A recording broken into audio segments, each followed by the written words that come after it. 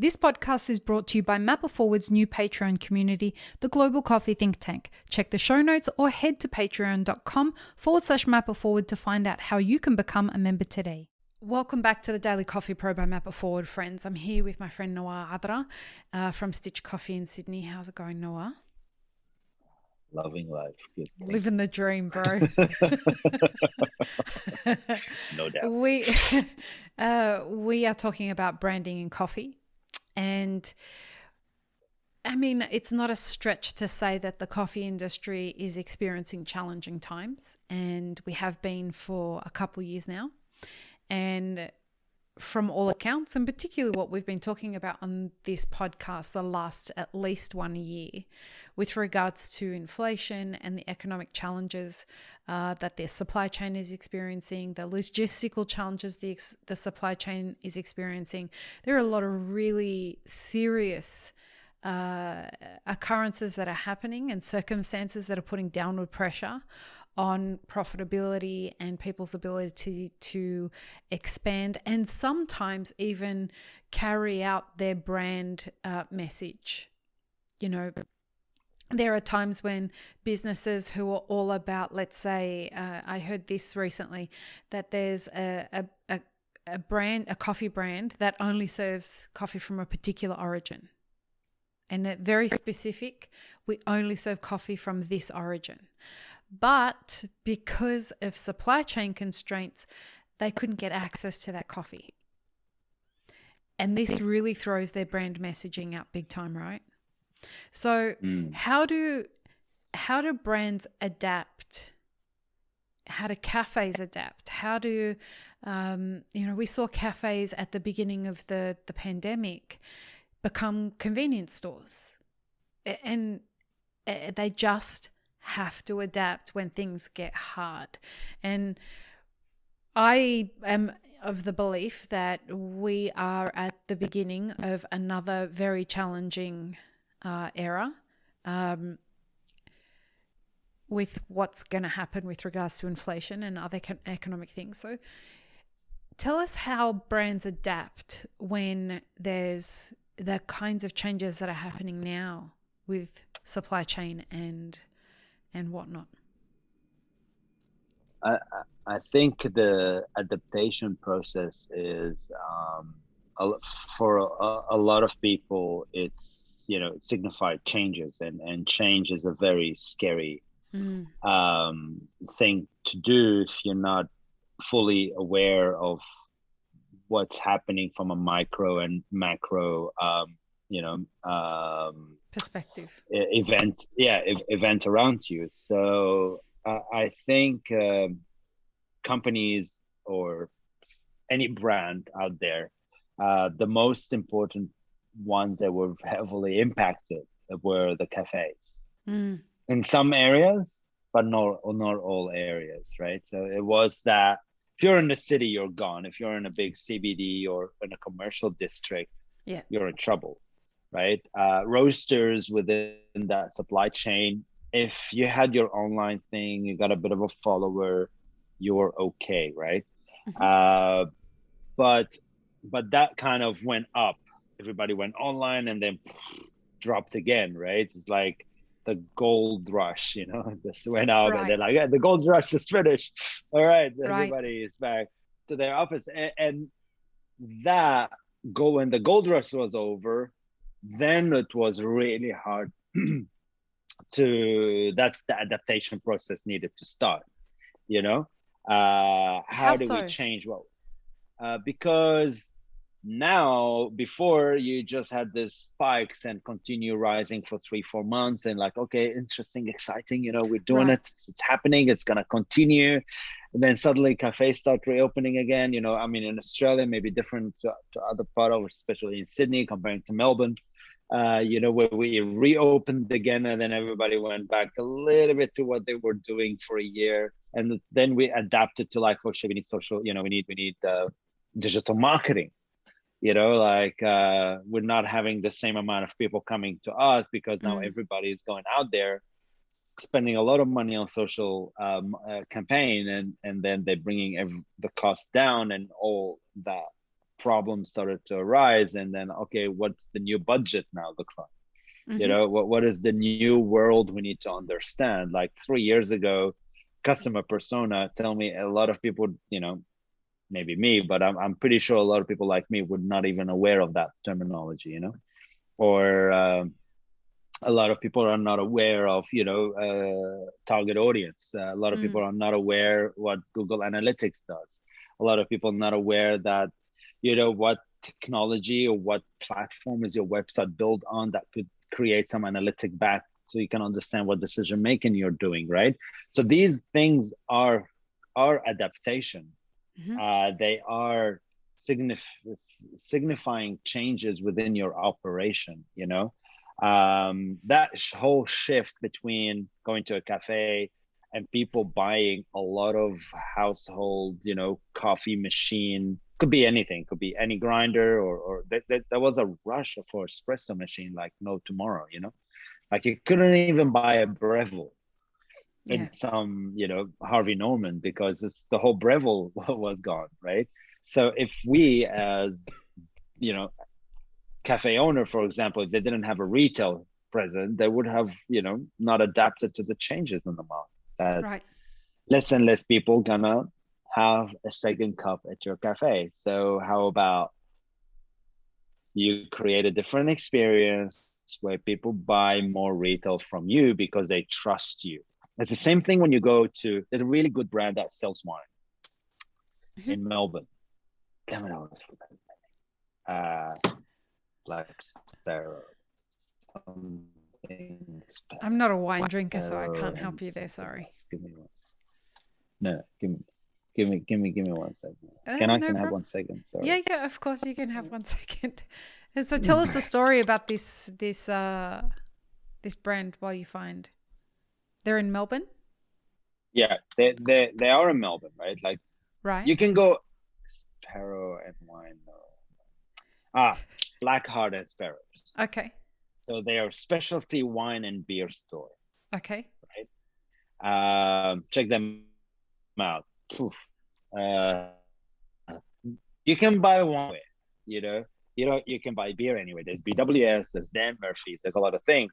Why Okay. do we have a specialized, places where people go for, expensive wine? Like we go there because I know if I tell them what I want, they're gonna give me exactly my expectation. That's adaptation. So Right. this is where a cafe owner can be smart and start doing, a lot of guesting or a few different roasters, and kind of started to tell his client or educating them about, look, I'm gonna curate your weekly experience in coffee.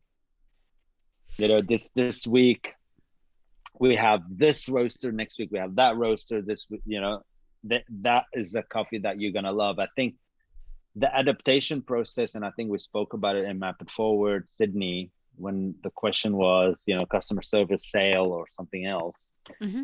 Everybody went up to Yeah. customer service and went sales. Yeah. You know, and the reason why I went sale, because sale is missing in us at the front line. We have a lot of customer service. We nail the customer service, no problem. You know what I mean? Like we're The pretty good at it. Like, hospitality is the easy part of working in hospitality. yeah, Asking hospitality people to sell, you may as well be asking them to prostitute themselves, because it's like there's no way that they're going to do that. They feel like they're selling out, and they're doing something so shocking. How can you ask me to sell something? It's not yeah, okay. I'm not a 100%. And salesperson. I'm a hospitality professional.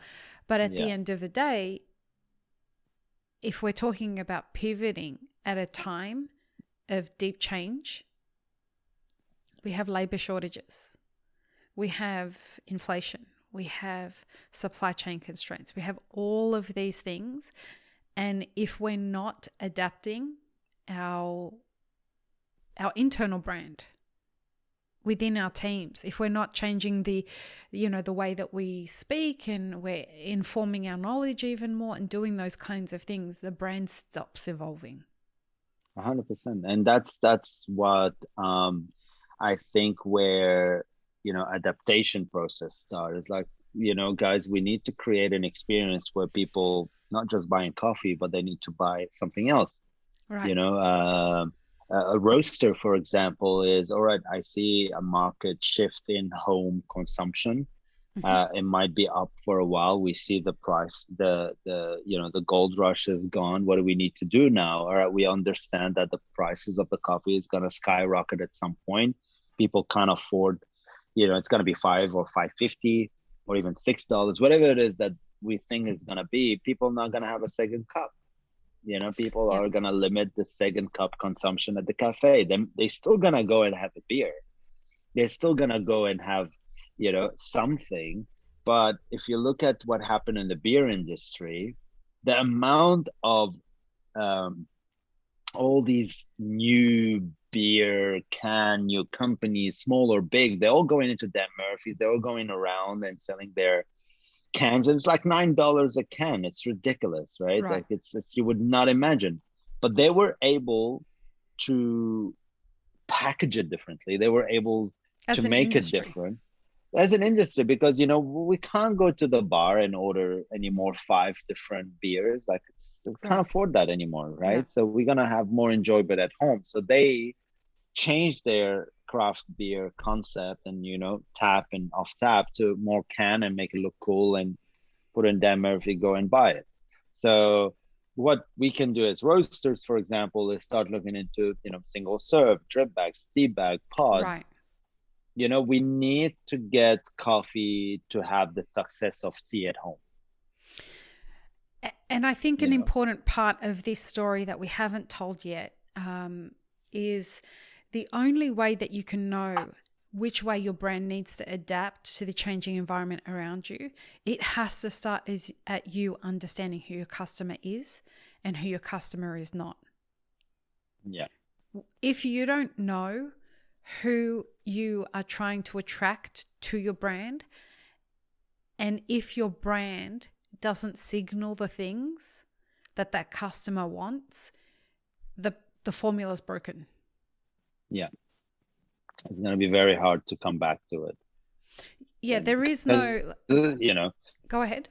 it's not the end of the world, but as long as you have a mean to as long as you can analyze it, right? Like you got the data stored somewhere and you can say, okay, we're not there yet, can we adjust it? But you won't know it until you adapt to changes. If you're not responsive and flexible to market changes, you're not going to survive long. Very simple. The challenge there is, Nawar, that most of the people that I speak to who come to me for consulting in our industry, or the general conversations that I have with people in the industry, a lot of them don't understand that there is analytics that they should be looking at. So the kind of idea out there with new people that come into our industry or coffee professionals that start their own businesses, their belief is, well, it's a cafe. I'm just going to open a cafe and sell it to whoever wants to buy it.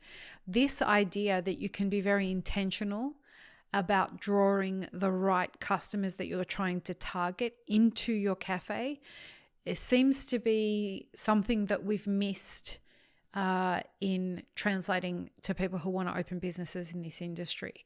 And that's really evolved to become quite the new thing, where you can have a cafe that's targeted at people who are quite political, or people who are targeted at design, or people who like bicycles, or people who like motorcycles. Cafes are starting to have their own personality that are targeted at groups of people who like specific things. And if the messaging is on and you know how to market to the people who want the things that you've got to sell, you could have a really, really successful business. Yeah. But if you're selling very high-end specialty coffee in a neighborhood that's lower socioeconomic, you shouldn't It's be not gonna work. surprised. It's not going to work. Yeah. Yeah. And like, yeah, you're right. Sometimes you might be able to build, a destination, right? Like some people work, like some random cafe, you would not expect it to be at some place, but it requires work. It requires making a consumer experience that they're Mm. gonna come in and you're gonna blow their mind. Like there is, but not every day you're gonna find artificial. Not every day you're gonna find, primary location. Not every day you're gonna find all these little hub spots Hmm. because they're hard to find. Yeah, that's a part of And the it art of requires opening a this. business. Yeah, Yeah. so we cannot just look at another business and say, all right, I'm just gonna go and open the same somewhere else. Like you really need to understand where you're at. You really need to understand what you're trying to do, and understanding your customer is probably a very important concept. Yeah. It's usually when we're helping customers build acquisition plans, and it's a package that we offer. It's a 3-month process where we help build a custom acquisition plan around a campaign for coffee businesses. A big chunk of that is identifying 5 specific customer personas we want to identify through this campaign. And it's really hard work because a lot of people don't really understand who their consumers are until they start having to think about it very deliberately. Yeah, yeah, I agree. And always be in mind that you will need to change the plan many, many, many times, Mm. but the goals needs to be the same, so don't be afraid of scrapping an idea that it didn't work, and look into a different way to approach people. Mm. Train your staff to understand that they do need to sell something. They need to be able to have enough information to kind of, if people are looking in your shelving unit, someone need to go and say, you need help? Yeah. Can I help you to make a better decision? Like Yep. really simple thing. Like remember, you're not selling, a second car, Mm. hand second-hand car yard, right? Like you can sell Range Rover, you can sell good quality stuff if Yep. in a different way by showing a value that you're gonna add to the decision that is gonna make them happier when Right. they go home and come back and rely on you. Like I know this cafe will bring all the best coffee. Why should I go somewhere Right. else? If I want to go buy something, I go straight to them and they know what I want. So I have a question before we head to the final episode for this series. And the question is around uh, inflation and branding.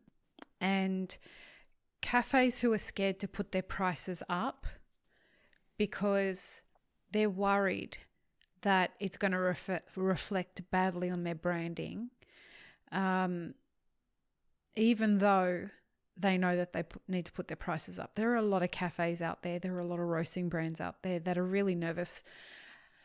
And I just don't know how they're surviving by not having put their prices up yet. They're probably making the end of their business come a lot quicker. What do you have to say to businesses that are worried that increasing their prices is going to negatively reflect on their brand? I don't believe anything will, if you have a brand, right, and you work so hard to build it, then there is a trust factor there to just go. And it's just about the messaging. Mm. If we have the right messaging, which personally I'm working on at the moment to send the right messaging out there to give to my consumers, saying, look, this is what's going to happen. I did it from a wholesale point of view. Mm-hmm. We got a different relationship. B2B is very different. B2C is a bit finicky sometimes. Mm-hmm. It's funny because you can see people just walking all the way there, buying a different coffee for 50 cents less, Yep. where they know you're doing a better job. They know you're focused. They know how hard you work to keep that shop open. Rather than going to a place where less traffic, they go to more traffic just because they want to save 50 cents, right? Makes no It is, sense. yeah, right. Like it makes no sense. And consumer are not really very helpful when it comes to this part. No. They're not really encouraging you to do so. But what I believe is the communication channel and how we're going to communicate the price increase is the most important part. Okay. And you're gonna lose 5%. Yeah. You like it or you don't like it or whatever it is, you're gonna see some of them with a different cup. And you know what? It's okay. You don't have to increase your employee number to get that money back or anything like that. You're actually making way more per dollar now than you were doing before. And the price increase from roasters is literally between 15 to 20% max at the moment. Mm. No one is going out there going 50% like a green coffee importers are doing. It's not doubling the price of the Right. grain. When we are going back there to knock on their door, we're like going, you know what, it's a 20% increase. If you really calculate it per dollar, per bag, per cup, it's 10 cents. Right. You going 50 cents, you actually went 40 cents more than what you actually need to be. You know what I mean? Yeah, something really disturbing that I heard on Bloomberg recently was that when they were reporting the US inflation numbers for last month, or no, this month, April. By the time this comes out, it will be last month. But when they were reporting the numbers, every sector reported really high inflation, except the hospitality and service industry. Only reported 1% inflation. This is really concerning. Crazy. We are the industry that's lagging behind, who before inflation was a problem, our prices were too low. We were suffering. Yeah. Our margins were razor thin. And now we're so scared to increase our prices because we're worried it's going to affect our brand that it may have an even more dire consequence. It may force many businesses in our industry. And this is what I think is going to happen. If businesses don't keep up with what's going on with inflation, we're going to end up seeing mass closures. It's definitely... one thing about mass closure, it's quite interesting because right now acquisition is taking over that concept. Yep. So instead of fully closing down or walking away, right, is simply a bigger company come and buy you out. Yep. Because of what you represent in the market or the kilo, or you know what I mean? Like, it sounds like, yes, we're all going to close down, but there's always a way you can get away with it. So I don't want to sound like it's scary, but I agree with you. It's the inflation versus where we are versus the cost of branding versus the cost of marketing what we are doing. It's just nothing is adding up to make sense of that beverage. Like I was at the Easter show, we were trying to sell. There was 1 million people, right, and all that. But I was looking at it. I'm like, I can't sell it below $5 and $1 extra, if anything they wanted. I needed my average check to be so high, so it makes sense for me from a labor person because you need 3 people to make a good cup of coffee. Really, sometimes even I had Uber and I had good 2 grinders or good humans to serve the coffee. But yeah, it's interesting what you're saying because we are all struggling to actually communicate properly the message. It's a worrying message because we can go and say, all right, look at the petrol went up to $2 something and now it went down. So some cafe owner or consumer think, it's gonna go down at some point. It's not going to go high, but that's not the case. Right. It's not going to go back to where it was. So. And this leads us into perfectly what I want to talk about in the next episode and the final episode, which is, does coffee have a branding problem? As an industry, do we have a branding problem? So let's do that, shall we? Amazing. I love the passion there. Peace, love, and peanut butter, everybody. Have an amazing rest of your day. Thanks, friends. If you enjoyed this video, here's what you should check out next. Consider supporting Map It Forward on Patreon and be sure to subscribe and hit the notification bell before you leave.